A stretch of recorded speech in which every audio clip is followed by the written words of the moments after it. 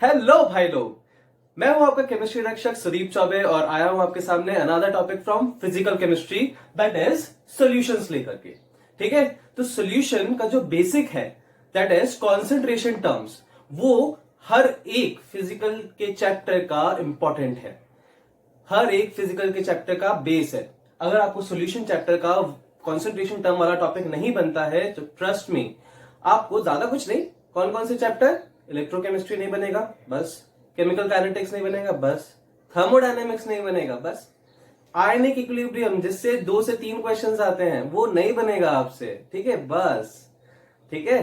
तो इसका मतलब जो आपके वेटेज वाले टॉपिक हैं वो आपसे नहीं बनेंगे अगर आपको क्या नहीं आता है, सॉल्यूशन चैप्टर नहीं आता है तो।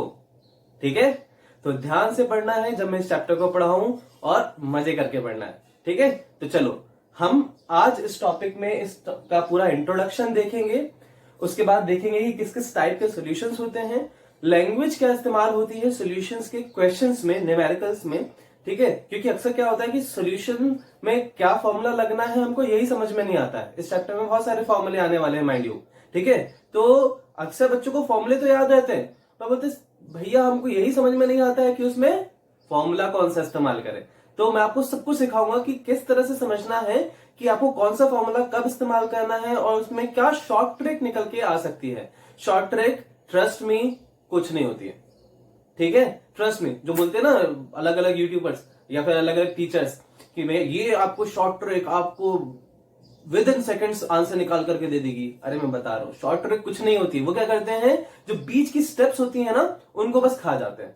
ठीक है, तो मैं आपको वो भी सिखाऊंगा कि बीच की स्टेप्स कैसे खानी है। मैं आपको शॉर्ट ट्रिक बनाना सिखा दूंगा, आप घर पे बैठ करके अपने लिए खुद की शॉर्ट ट्रिक बनाओगे। ठीक है, तो चलो अब ज्यादा टाइम वेस्ट नहीं करते और शुरू करते हैं इस टॉपिक सॉल्यूशंस के साथ में। फाइन, तो जब भी आपको सॉल्यूशन में किताब में डेफिनेशन देखने को मिलेगी, उस डेफिनेशन को आप क्या कर दो, तोड़ दो हिस्सों में, अपने आप याद हो जाएगी, रटने की जरूरत नहीं। देखो solution, it is homogeneous mixture of 2 और more non reactive substances whose composition can be varied। चलो एक एक करके समझते हैं। ठीक है, बिल्कुल परेशान नहीं होना है, एक एक करके सब कुछ याद करवा दूंगा यहीं के यहीं, बस साथ में बने रहो। ठीक है, होमोजेनस मिक्सचर बोले तो होमोजेनस मतलब एक जैसा। ठीक है, which is same through out, same through out. तो मतलब कहने का ये है, एक सिंपल सी भाषा में लेमैन लैंग्वेज में तुमको समझाऊं तो अगर जैसे तुमने एक गिलास पानी लिया, उसमें नमक घोल दिया, तो क्या कभी ऐसा हुआ है कि जो पहली सिप तुमने ली वो तो ज्यादा खारा थी और जो लास्ट वाली सिप ली वो ज्यादा खारी नहीं थी? ऐसा हुआ है क्या? ज्यादा नमकीन नहीं थी, ऐसा हुआ है क्या? नहीं ना। ऑल थ्रू आउट उस नमकीन पानी का जो नमकीन टेस्ट है वो ऑल थ्रू आउट कैसा रहा है? सेम रहा है। इसका मतलब कि जो अमाउंट था, जब मैंने इस पानी के सॉल्यूशन में सॉल्ट को डिसॉल्व किया तो जो अमाउंट इस सॉल्ट का इस ऊपर वाले हिस्से में था वही अमाउंट उस सॉल्ट का इस नीचे वाले हिस्से में है। ठीक है, तो इसको हम बोलते हैं amount same all through out. और इस तरह के मिक्सचर को, मिक्सचर ही तो है, सॉल्ट और वाटर का एक मिक्सचर है, तो इस तरह के मिक्सचर को हम कहते हैं होमोजेनस मिक्सचर, जिसमें अमाउंट या फिर बोल लो कि concentration which remains same all through out. ठीक है, समझ रहे हो बात को बहुत अच्छे से? चलो पहला पॉइंट तो हो गया। दूसरी बात कि इट इज मिक्सचर ऑफ 2 और मोर नॉन रिएक्टिव, ध्यान रखना, नॉन रिएक्टिव सब्सटेंसेस। ठीक है, तो नॉन रिएक्टिव की बोले तो एक बात बताओ मुझे, प्योर सब्सटेंस क्या होता है? प्योर सब्सटेंस वो होता है जिसमें एक ही तरह के molecule all through out present हो। एक ही तरह के मॉलिक्यूल, जैसे मान लो एक प्योर सब्सटेंस है तो इसमें पूरे में केवल ब्लैक बॉल्स है, मतलब एक ही जैसे मॉलिक्यूल्स हैं। इन बॉल्स को थोड़ी देर इमेजिन कर लो, क्या है ये? मॉलिक्यूल्स हैं। चलो, जबकि मिक्सचर क्या होता है? मिक्सचर होता है कि कॉम्बिनेशन ऑफ, प्रेजेंस ऑफ 2 और मोर टाइप ऑफ मॉलिक्यूल, 2 और मोर टाइप ऑफ मॉलिक्यूल।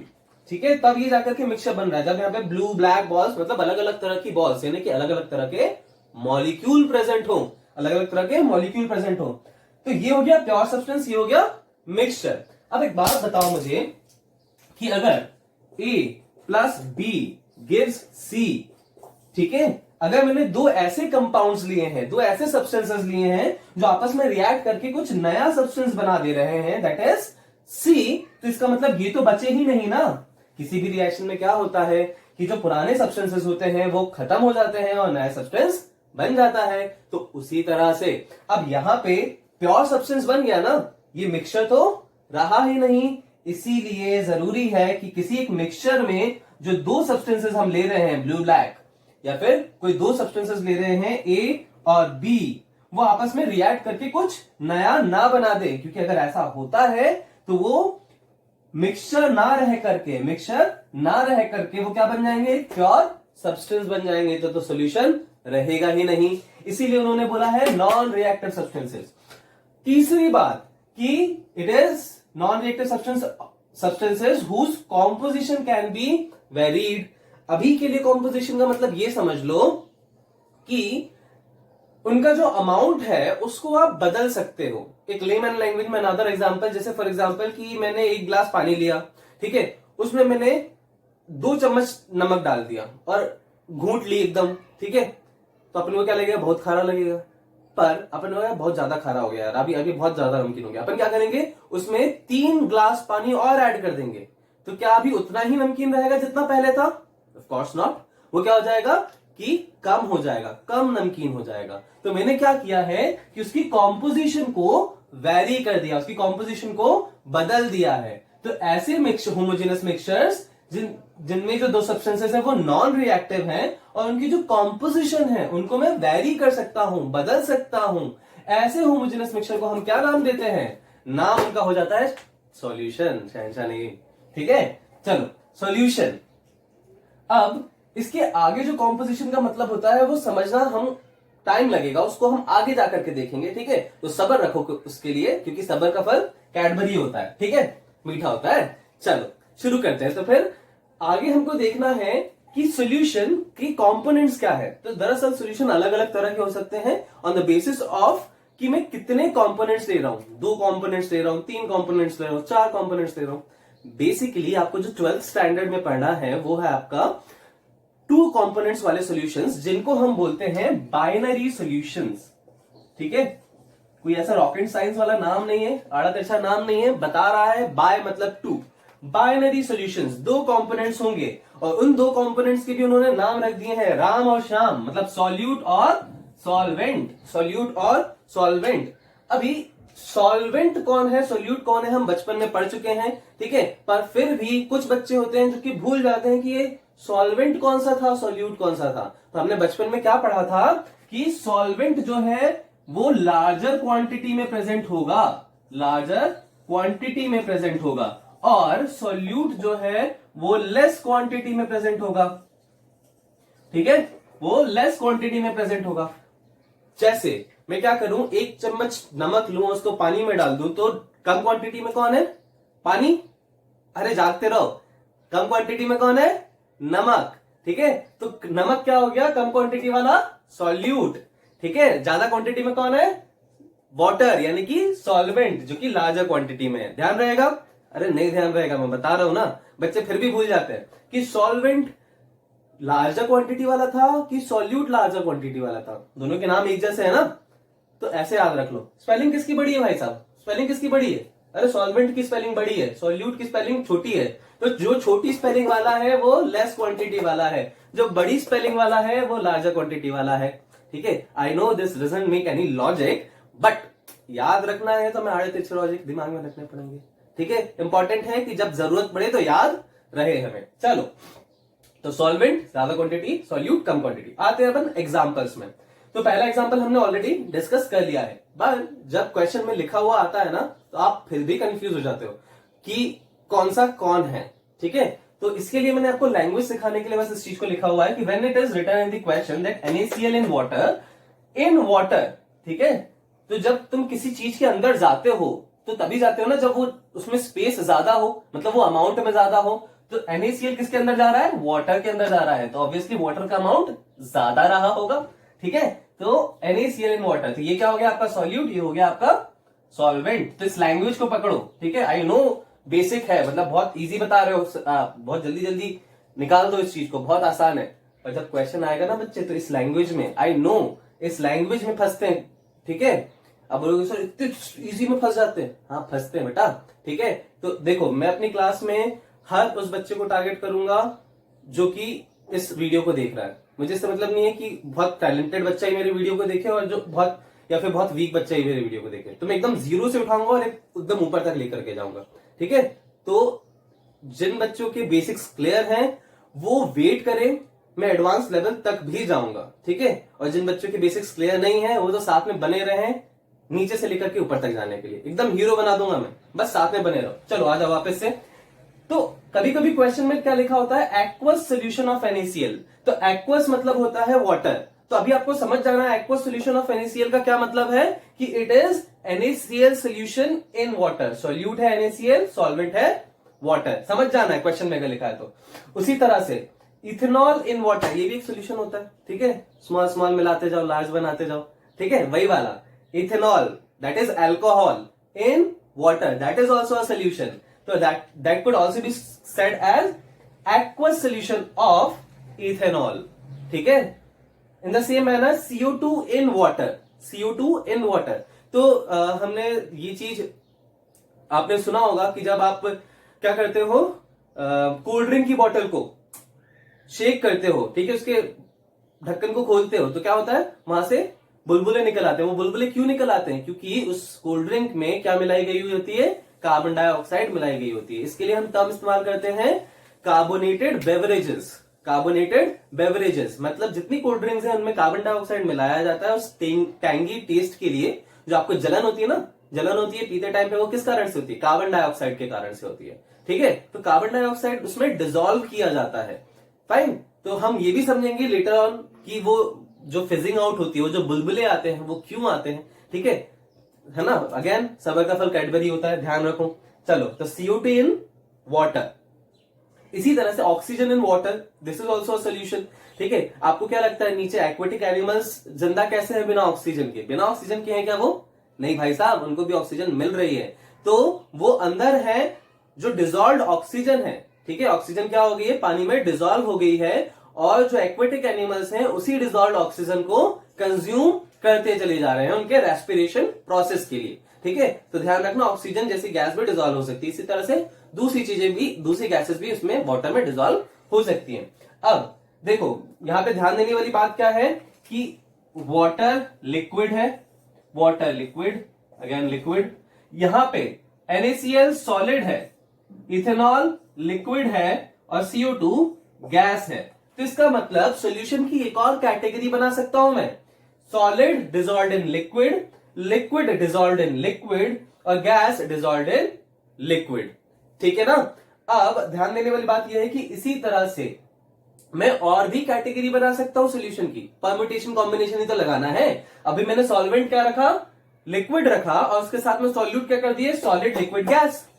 अब मैं क्या करूंगा कि सॉल्वेंट सॉलिड रखूंगा और उसके साथ में सॉल्यूट क्या रखूंगा, सॉलिड लिक्विड गैस। फिर सॉल्वेंट गैस रखूंगा और सॉल्यूट क्या रखूंगा, सॉलिड लिक्विड गैस। समझ में आ रही है बात। चलो देखते हैं अपन,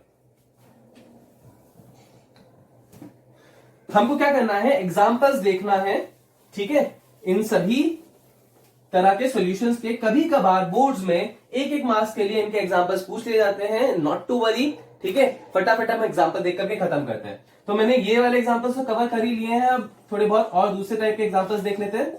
सॉल्यूट, सॉल्वेंट, ठीक है। तो सॉल्वेंट में अभी क्या ले रहा हूं, सॉलिड, सॉलिड, सॉलिड। सॉल्यूट में सॉलिड, लिक्विड, गैस। उसके बाद सॉल्वेंट में क्या कर सकता हूं मैं, gas, gas, gas, solid, liquid, gas, ठीक। मुझे बस एग्जांपल्स बताना है आपको फटाफट, तो ध्यान रखो एग्जांपल्स कैसे करना है। ऐसा कौन सा सब्सटेंस है जिसमें सॉलिड डिसॉल्व्ड इन सॉलिड है, कि सर अभी तक तो हम यही सोचते थे कि क्या बोलते सॉल्यूशंस क्या होते हैं जिसमें कोई भी चीज किसमें डिसॉल्व की जाए, किसी भी लिक्विड में डिसॉल्व की जाए। ऐसे ही तो पढ़ा था ना हमने आज तक सॉल्यूशन बनाना। अच्छा ग्लूकोज का सॉल्यूशन बनाना क्या कर रहे हो आप, ग्लूकोज लेकर के पानी में डाल दे रहे हो, ठीक है ना। शक्कर को घोलना तो क्या कर रहे हो आप, पानी में डाल दे रहे हो। तो आज तक यही पढ़ा है ना हमने, बट ऐसा जरूरी नहीं होता है। मिक्सचर्स बनाने हैं तो वो तो सॉलिड, लिक्विड, गैस तीनों तरह के हो सकते हैं, ठीक है। बात हमको देखना है बस कि क्या ज्यादा अमाउंट में और क्या कम अमाउंट में है। तो देखो सॉलिड डिसॉल्व्ड इन सॉलिड, तो इसका एग्जांपल है एलॉय, एलॉय क्या होता है भाई साहब? एलॉय, एलॉय व्हील्स सुनी है ना अपन ने, जो गाड़ियों में लगती हैं। तो एलॉय व्हील्स क्या होती हैं? एलॉय क्या होता है? एलॉय दरअसल मिक्सचर होता है दो एलिमेंट्स का, मेटल विथ नॉन मेटल, ठीक है, या फिर टू मेटल्स का मिक्सचर। तो दरअसल वो करते क्या है कि दो मेटल्स को या दो, एक मेटल एक नॉन मेटल को क्या करते हैं? पिघला देते हैं, मोल्टन फॉर्म में लेकर के आ जाते हैं, लिक्विड बना लेते हैं। उसके बाद उन दोनों को मिक्स कर देते हैं, थॉरोली मिक्स करते हैं ताकि उनका एक होमोजेनस मिक्सचर बन जाए, और उसके बाद उनको फ्रीज कर देते हैं। तो वापस से तो आ गए ना वो सॉलिड स्टेट में, वापस से सॉलिड स्टेट में आ गए कुछ इस तरह से कि हर एक पार्ट में दोनों मेटल, से फॉर एग्जांपल मेटल ए और मेटल बी है, तो दोनों मेटल या एक मेटल और एक नॉन मेटल दोनों का अमाउंट प्रेजेंट है। तो ये तो क्या बन गया है भाई साहब? ये तो सॉल्यूशन बन गया है। क्या बन गया है? सॉल्यूशन बन गया है। चलो, तो सॉल्वेंट जब हमारा सॉलिड है और उसमें डिसॉल्व्ड लिक्विड है, भाई साहब ये तो आज तक देखा ही नहीं अपन ने, क्यों नहीं देखा ना आज तक? ऐसा भी होता है कि सॉलिड में लिक्विड डिसॉल्व्ड है। आज तक तो हमने क्या देखा था कि सॉलिड को हम लिक्विड में डिसॉल्व कर रहे थे, ठीक है, सॉलिड को लिक्विड में डिसॉल्व कर रहे थे। अब ये उल्टा हो गया है। तो इसका एग्जांपल है आपका सोडियम अमलगम, सोडियम अमलगम, ठीक है, ये भी एक तरह का एलॉय ही है, but this in this case specifically amalgam means यहां पे हम क्या ले रहे हैं? Mercury, mixture of sodium and mercury. Mercury हम जानते हैं किस स्टेट में होता है? लिक्विड स्टेट में होता है ना। तो हमको किसको किसको मिक्स करना है? सोडियम को मिक्स करना है मर्क्यूरी के साथ में। तो इस तरह के हम मिक्सचर को हम बोलते हैं अमलगम्स, ठीक है। It's not that it is the amalgam of only sodium, मैंने एक एग्जांपल पिकअप किया है। अमलगम्स दूसरे सारे मेटल्स के भी पॉसिबल होते हैं, ठीक है। तो ये क्या हो गया? सोडियम अमलगम, ठीक है। Liquid in solid, liquid in solid, ठीक है, मर्करी इन सोडियम। चलो, gas over solid, gas dissolved over solid. तो एक बात बताओ मुझे, हमने लास्ट ईयर 11th क्लास में ऑर्गेनिक की केमिकल रिएक्शंस में कुछ इस तरह से देखा था कि CH2 डबल बॉन्ड CH2, फिर यहां पे लिखा होता था निकल H2 कॉमा निकल या फिर प्लैटिनम, ठीक है, और फिर इसको हम लिख देते हैं CH3 तो एक बात बताओ, ये H2 निकल प्लैटिनम का क्या मतलब हुआ करता था? इसका ये मतलब हुआ करता था कि हमारे पास में एक प्लेट है, किसकी? या तो निकल की या तो फिर प्लैटिनम की। मान लो अभी मैंने क्या ले लिया है? निकल ले लिया है, और उस पे हाइड्रोजन को हमने क्या किया है भाई साहब? एडजॉर्ब किया है। एडजॉर्ब किया है मतलब हाइड्रोजन उड़ता उड़ता आया और इस पे आकर के बैठ गया, ठीक है। तो ये क्या हो गया? Gas dissolved in solid. ये सॉलिड बेस था ना, तो ये गैस डिसॉल्व्ड इन सॉलिड। तो इसमें एग्जांपल हम लिख दे रहे हैं H2 एडजॉर्ब्ड ओवर निकल या फिर प्लैटिनम या फिर पैलेडियम, कुछ भी ले सकते हैं, ठीक है। निकल, प्लैटिनम, पैलेडियम, इन्हीं के ऊपर क्यों होता है हम दूसरे चैप्टर्स में समझेंगे, ठीक है। हर एक चीज का रीजन होता है, सबका रीजन मिलेगा, ठीक है। चलो, solid in gas, solid in gas हमारे पास में इसके एग्जांपल है डस्ट इन एयर, ठीक है, डस्ट इन एयर। एक बात बताओ कि डस्ट पार्टिकल्स आपको दिखते हैं हवा में उड़ते हुए? नहीं ना, बट वो जमीन पे तो जम जाते हैं एक टाइम के बाद, है कि नहीं? या फिर आप दिन भर घूमते रहो तो हाथ पांव पे जम जाते हैं, कपड़ों पे जम जाते हैं। क्यों? क्योंकि वो डस्ट पार्टिकल्स होमोजेनसली इस एयर में मौजूद है। तो वो जो सॉलिड पार्टिकल्स है वो होमोजेनसली मिक्स हो गए ना एयर में, तो किस तरह का सोल्यूशन बन गया? Solid in air, solid in gas type of solution form हो गया है। चलो, लिक्विड इन गैस, हमने बचपन में सुन रखा था कि मॉइस्चर होता है एनवायरमेंट में। मॉइस्चर क्या होता है? वाटर, ठीक है, वाटर के पार्टिकल्स, ठीक है, जब प्रेजेंट हो किसमें? एयर में, that is liquid in gas. So moisture in air, moisture in air. अगला है gas in gas. Gas in gas हमारी जो एटमॉस्फेयर की एयर है, that itself is a gas in gas solution. हमने बचपन में पढ़ा था ना कि जो एयर है, एटमॉस्फेरिक एयर है, उसमें अलग अलग जो गैसेस हैं वो प्रेजेंट है अलग अलग कॉम्पोजिशन में। जैसे कि हम बोलते थे कि नाइट्रोजन आपका प्रेजेंट है 78%, है ना, ऑक्सीजन प्रेजेंट है 21%, कार्बन डाइऑक्साइड प्रेजेंट है 0.03%। इस तरह से हम पढ़ा करते थे। तो ये सब नाइट्रोजन, ऑक्सीजन, कार्बन डाइऑक्साइड की ही क्या है?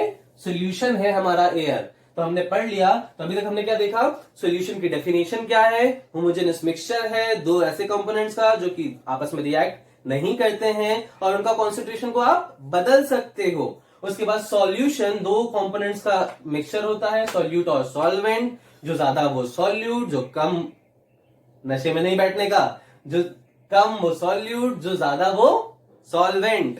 ठीक है। लैंग्वेज क्या इस्तेमाल की जाती है क्वेश्चन में, वो देखा हमने। एक्वा सोल्यूशन ऑफ NaCl का मतलब क्या होता है कि हमने NaCl को उठा करके डाला है पानी में। उसके बाद हमने डिफरेंट टाइप्स ऑफ सॉल्यूशन देखे और उनके एग्जांपल्स देखे। अब हमको जो अगला टॉपिक है, बहुत इंपॉर्टेंट टॉपिक है, that is concentration terms base of all physical chemistry chapters. ठीक है, तो अब हमको वो देखना है। तो चलिए अब देखते हैं। तो अब तक आपने जाना कि सॉल्यूशन में एक्चुअली क्या क्या कंपोनेंट्स होते हैं और उनमें किस तरह से हम कॉम्पोजिशन को वेरी कर सकते हैं। अब एक्चुअल टाइम आ गया है कि हम समझें कि कॉम्पोजिशन का मतलब क्या है। ठीक है, तो आ जाओ, अब हम समझने वाले हैं कॉन्सेंट्रेशन टर्म्स। ठीक है, कॉन्सेंट्रेशन टर्म्स। तो भाई साहब, कॉन्सेंट्रेशन टर्म्स जिससे दिमाग में आए वैसे ही हम दिमाग में क्या लेकर के, अमाउंट लेकर के आते हैं। ठीक है, बट यहां पे कॉन्सेंट्रेशन और एक्चुअल अमाउंट में अंतर होता है, तो पहले वो अंतर समझो। ठीक है, अक्सर लोगों को अंतर ही समझ में नहीं आता है। तो देखो क्या अंतर है कि जैसे फॉर एग्जांपल मैंने बोला है कि 1 kg, मैंने 1 kg सॉल्ट लिया और किसमें डाल दिया, इन 10 लीटर्स वाटर में डाल दिया। ठीक है, तो अमाउंट ऑफ जो सॉल्यूट है, अब तो सॉल्यूट सॉल्वेंट समझते हैं ना, अमाउंट ऑफ जो सॉल्यूट है वो कितना है अभी, 1 kg है ना। मैंने यही 1 kg अमाउंट लिया सॉल्ट में।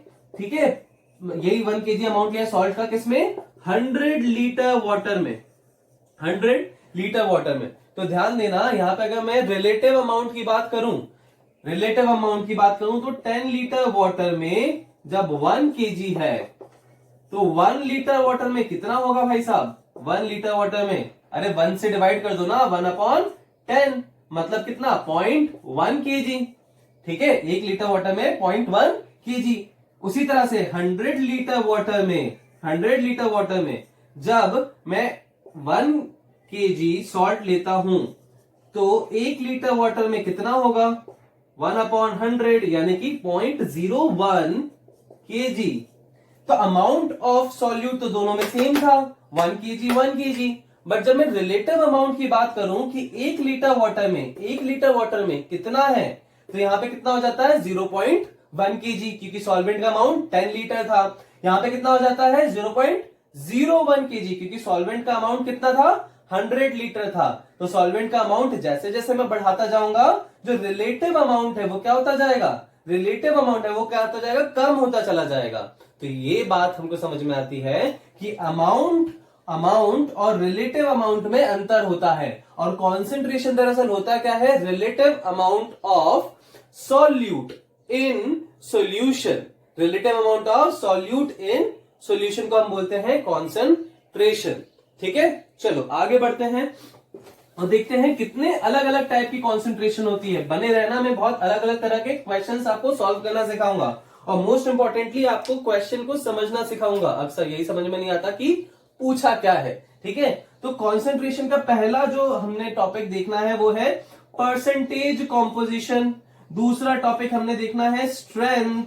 ठीक है, स्ट्रेंथ ताकत, सॉल्यूशन की ताकत देखनी है हमें। और तीसरा हमें देखना है मोलैरिटी, मोलरता, मोलैरिटी। चौथा हमको देखना है नॉर्मैलिटी, नॉर्मैलिटी। ठीक है, पांचवा हमको देखना है मोलैरिटी की बहन मोलैलिटी, मोलैलिटी की बहन मोलैलिटी। ठीक है, चलो। और छठवा हमको ध्यान से देखिएगा मोल फ्रैक्शन, मोल फ्रैक्शन, मोल। ठीक है, ये अक्सर इस्तेमाल होने वाले कॉन्सेंट्रेशन टर्म्स हैं और जो बहुत कम इस्तेमाल होने वाले कॉन्सेंट्रेशन टर्म्स हैं उनका भी नाम मैं बता दे रहा हूं, उनको भी हम देखेंगे। जिसमें से पहला है आपका मास फ्रैक्शन, मास फ्रैक्शन। ठीक है, फिर अगला है फॉर्मेलिटी। ठीक है, हाँ, इस फॉर्मेलिटी को हम फॉर्मेलिटी में ही रहने देंगे, ज्यादा कुछ ध्यान नहीं देंगे। क्यों, क्योंकि पूछते नहीं है ना, पूछते तो हम ये भी पढ़ते अच्छे से। ठीक है, बताऊंगा मैं, थोड़ा बहुत बताऊंगा फॉर्मेलिटी। ठीक है, अगला है आपका जो इंपॉर्टेंट है दैट इज पीपीएम, या फिर पीपीबी, हाँ पीपीएम। पीपीएम क्या है? पार्ट्स पर मिलियन, पार्ट्स पर बिलियन। ठीक है, जब अमाउंट ऑफ सॉल्यूट बहुत बहुत बहुत कम हो जाता है ना, तब हम क्या इस्तेमाल करते हैं? पीपीएम या फिर पीपीबी का इस्तेमाल करते हैं। चलो तब हम शुरुआत करते हैं परसेंटेज कॉम्पोजिशन से। ध्यान है, अगर चाहो तो एक लिस्ट बना लो और रख लो इसको, ठीक है, लिख लो पॉज करके। चलो मिटा दूं। Percentage composition, most commonly used term percentage composition. जैसे बोलते हैं ना कि एयर में नाइट्रोजन इतना परसेंट है, ऑक्सीजन इतना परसेंट है, ठीक है, तो ये मोस्ट कॉमनली यूज्ड टर्म है। आपको एग्जाम पर्पज से इस पे बेस्ड अलग से क्वेश्चन नहीं आएगा, पर हो सकता है क्वेश्चन में इसका इस्तेमाल कर लिया जाए, ठीक है ना, तो ध्यान से देखिएगा, इसका इस्तेमाल हो सकता है। चलो परसेंटेज में देखो, नॉर्मली तो हमको समझ में आता है कि किसको किस में ऐड किया गया है, सॉल्यूट को ऐड किया गया है, किसमें? सॉल्वेंट में ऐड किया गया है, ठीक है, सॉल्यूट ऐड किया गया है सॉल्वेंट में। अब तो नीचे क्या होगा और ऊपर क्या होगा? जब भी हम परसेंटेज निकालते हैं तो बचपन में ऐसे निकालते थे ना, ऑब्टेन्ड, जो हमको मिला है, जो कम मिला है, हमको क्या ज्यादा मिलता था क्या? 100 में से हमको 150 नंबर मिले कभी? नहीं ना, तो हमको क्या मिलता था? कम मिलता था। तो जो हमको कम अमाउंट में रहता है वो हम कहां रखते हैं? ऊपर। बहुत कम अमाउंट में रहता है वो भी हम ऊपर ही रखते हैं। अब जो नीचे है वो क्या है? टोटल, जो 100 मार्क्स होते थे, तो यहाँ पे टोटल क्या है? Solute plus solvent. Solvent total है क्या? नहीं, टोटल क्या है? सॉल्यूशन। तो नीचे आएगा क्या? नीचे आएगा सॉल्यूशन, ठीक, फिर मल्टीप्लाइड बाय 100। फाइन, यही पढ़ते थे ना बचपन में, कोई बड़ी बात नहीं है ना, ये फॉर्मूला तो हम बचपन में रट चुके हैं। बट अब हमको यहाँ पे वैरायटी देखना है और देखना है कि क्वेश्चन में इसको किस तरह से इस्तेमाल करते हैं।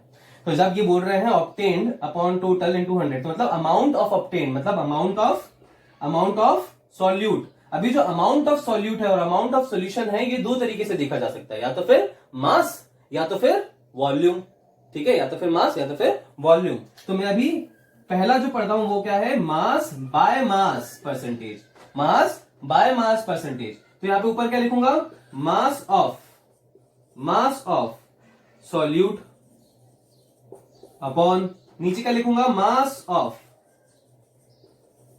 Of solvent into 100। Mass of solute upon mass of solvent into 100। इसी तरह से एक होगा वॉल्यूम अपॉन वॉल्यूम, तो ऊपर क्या हो जाएगा? Volume of solute upon volume of solution into 100, ठीक है। अगर ये बोल रहा होता है कि मास बाय वॉल्यूम, तो हम क्या करते हैं? Mass of solute upon mass by volume बोला ना, तो मतलब वॉल्यूम ऑफ सॉल्यूशन।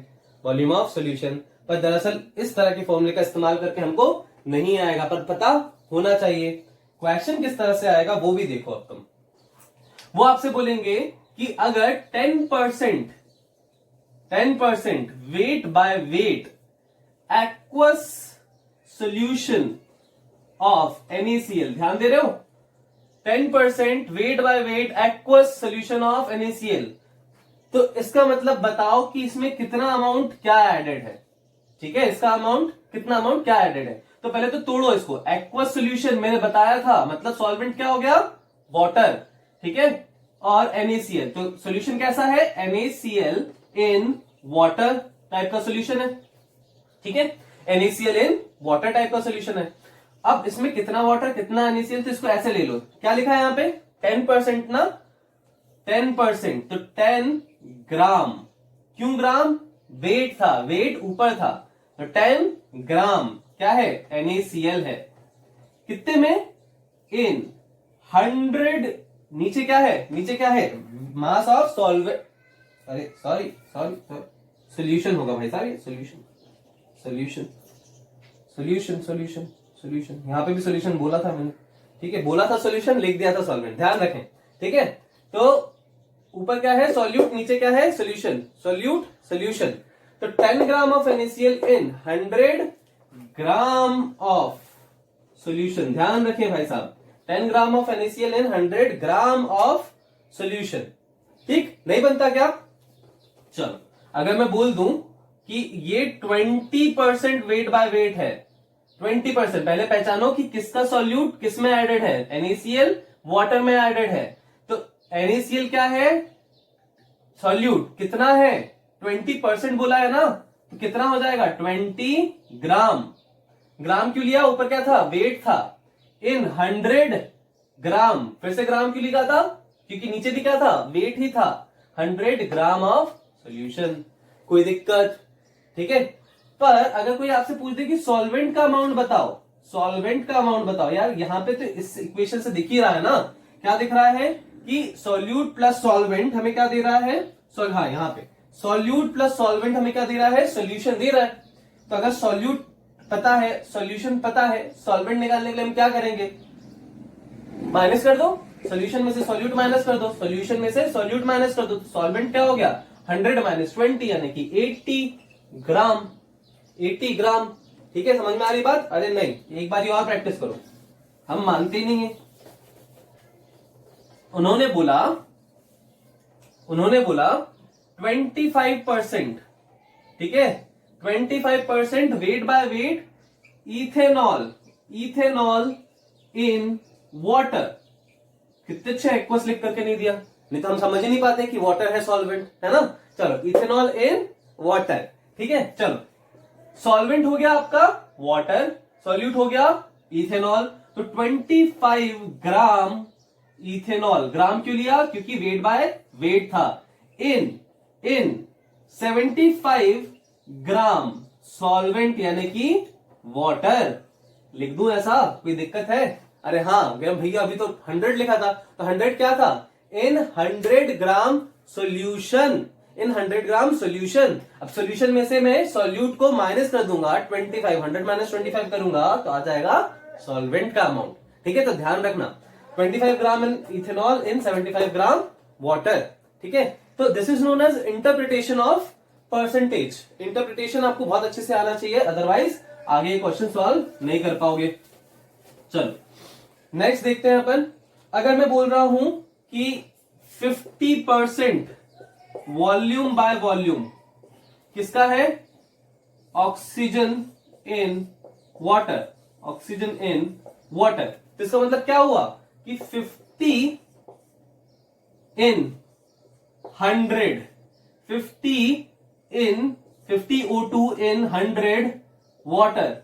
अब यूनिट भी तो लिखना बनता है ना, क्या 50 क्या हाथी घोड़ा, क्या हाथी घोड़ा, 50 ml, क्योंकि ऊपर क्या है वॉल्यूम, तो 50 ml ऑक्सीजन इन 100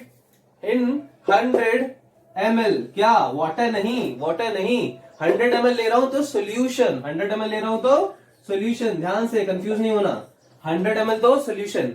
पर अगर इसमें वाटर का अमाउंट पूछे तो क्या करोगे, सोल्यूशन माइनस सॉल्यूट, यानी कि 100 माइनस 50 यानी कि 50 ग्राम वाटर। सही बोला क्या मैंने, 50 ग्राम वाटर, अरे कैसे 50 ग्राम कैसे, 50 ml वाटर, ध्यान रखें, है ना। क्योंकि सर आप इतने बेवकूफी वाले मिस्टेक्स कैसे कर सकते हो, हाँ होती हैं ये बेवकूफी वाली मिस्टेक्स, इसलिए मैं बता रहा हूं। ठीक है, बच्चे ये वाली मिस्टेक्स करते हैं, अभी आप खुद ये मिस्टेक्स करोगे, बता रहा हूं मैं। चलो अगला वाला देखो,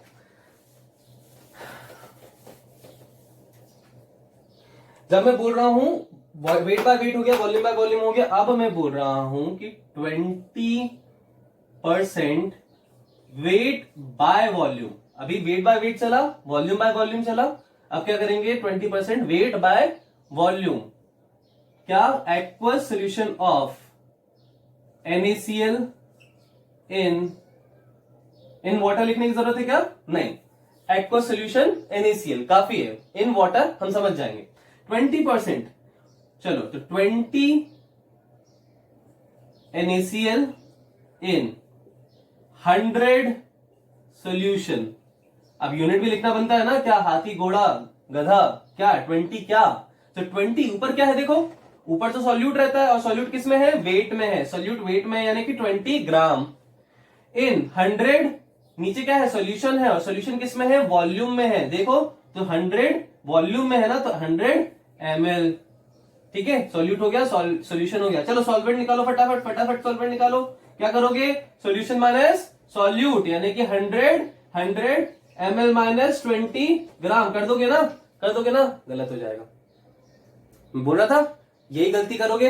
अरे 100 ml है और ये ग्राम है, वॉल्यूम में से मास कैसे माइनस करोगे यार? ठीक है, तो ये चीज गलत है। आप सॉल्वेंट का अमाउंट ऐसे नहीं निकाल सकते।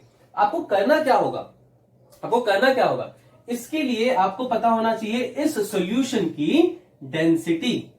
ठीक है, क्या पता होनी चाहिए? डेंसिटी पता होनी चाहिए। तो डेंसिटी का क्या करोगे? तो देखो, मुझे एक बात बताओ कि अगर मुझे सॉल्वेंट का क्या निकालना है, मास निकालना है, सॉल्वेंट का मास निकालना है, तो मुझे चाहिए क्या? सॉल्यूशन का मास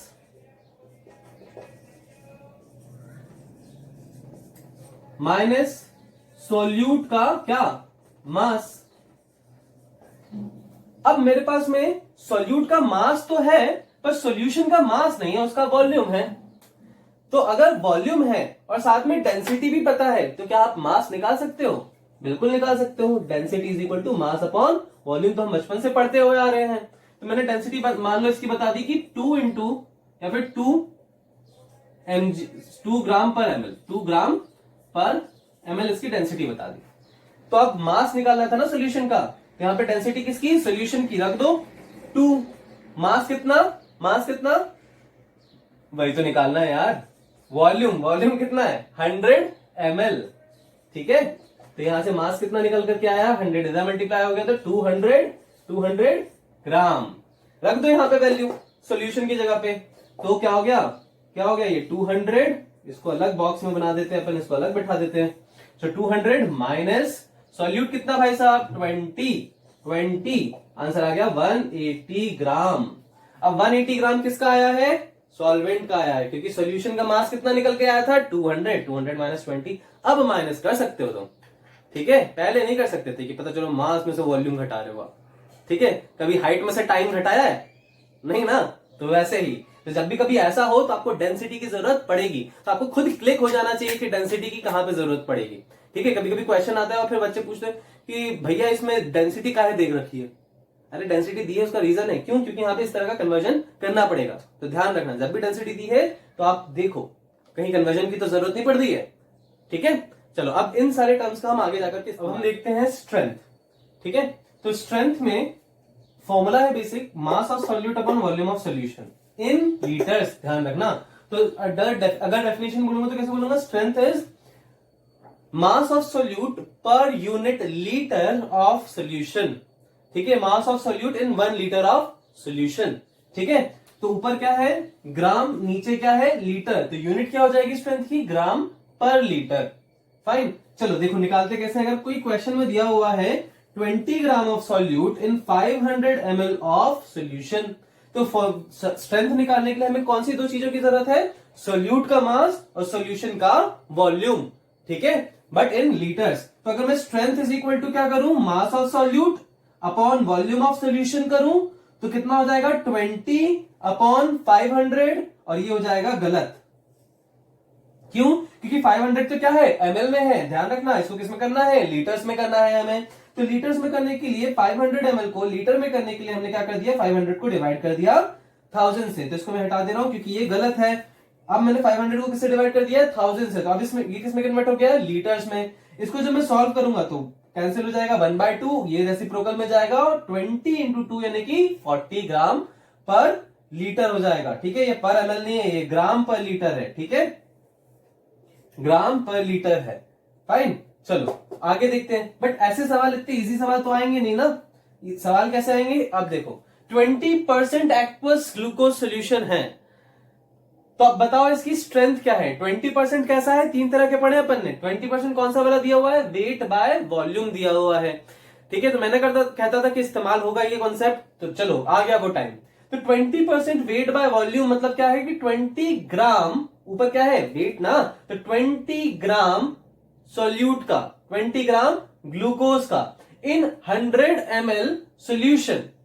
ठीक है, एमएल क्यों किया मैंने? नीचे क्या था? वॉल्यूम था, ऊपर सॉल्यूट, नीचे सॉल्यूशन, ऊपर मास, नीचे वॉल्यूम। तो 100 ml सॉल्यूशन। तो बस मेरे को यही तो चाहिए था, मास ऑफ सॉल्यूट चाहिए था, वॉल्यूम ऑफ सॉल्यूशन चाहिए था, मेरे हाथ में स्ट्रेंथ आ जाएगी। तो चलो निकालो फटाफट। तो क्या हो जाएगा, ये 20 ऊपर आ जाएगा, 20 नीचे आ जाएगा वॉल्यूम यानी कि 100। बट 100 मत रख देना, अगेन किस में कन्वर्ट करना है, लीटर्स में। तो 100 अपॉन 1000, तो 20 अपॉन 100 अपॉन 1000, तो 10 ऊपर चला जाएगा। तो ये आंसर क्या हो जाएगा, 200 ग्राम पर लीटर। ठीक है, 200 ग्राम पर लीटर। चलो ये तो इजी था, बन जाएगा, कोई दिक्कत है नहीं। 20% वेट बाय वॉल्यूम दिया हो तो। पर अगर 20% क्या दिया हो, वेट बाय वेट दिया हो, तो देखो 20% weight by weight glucose solution दिया हुआ है। अब निकालो स्ट्रेंथ, कैसे निकालते हो, है ना। क्यों, प्रॉब्लम क्या आएगी देखना। अभी 20 ग्राम को इंटरप्रेट कैसे करोगे, ऊपर भी मास है नीचे भी मास है, ऊपर भी मास नीचे भी मास। तो 20 gram of glucose in 100 gram solution का वॉल्यूम नहीं दिया, जो कि यहाँ पे क्या चाहिए था, वॉल्यूम चाहिए था ना। अब सोल्यूशन का वॉल्यूम नहीं दिया, क्योंकि 20 ग्राम इन 100 ग्राम सोल्यूशन है। ठीक है, तो अब बताओ कैसे निकालोगे। तो याद आ गई वो चीज कि अगर मुझे ग्राम दिया हो, मुझे वॉल्यूम की जरूरत हो, तो क्वेश्चन में और क्या मिलना चाहिए, मुझे डेंसिटी मिलनी चाहिए, क्योंकि density is equal to mass upon volume. ठीक है, चलो तो उस तरह से करते हैं। तो डेंसिटी भी दे दी क्वेश्चन में, 2 ग्राम पर ml। ठीक है, अब कैसे करेंगे इसको सॉल्व। तो देखो हमने क्या किया कि पहले mass density is equal to mass upon volume.